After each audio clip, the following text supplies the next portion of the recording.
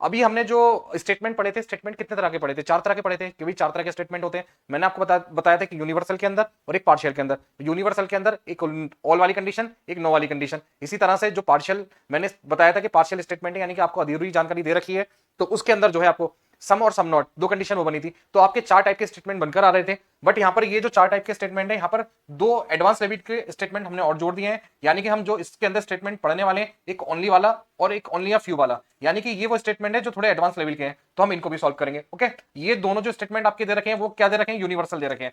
Universal कैसे हैं? यहां पर आपको क्या दे रखा है? कंप्लीट इन्फॉर्मेशन दे रखी है। देखो यहां पे कह रहा है सभी ए बी है, यानी कंप्लीट इन्फॉर्मेशन है वो सभी ए की बात कर रहा है। इसी तरह से यहां पे जो कह रहा है नो ए इज बी, यानी कि कोई भी ए जो है बी नहीं है, तो ये भी आपकी कंप्लीट इंफॉर्मेशन दे रहा है। इसी तरह से ये वाली जो इंफॉर्मेशन है ये क्या है? आपकी पार्शियल है। ओके, पार्शियल है। पार्शियल किस तरह से है?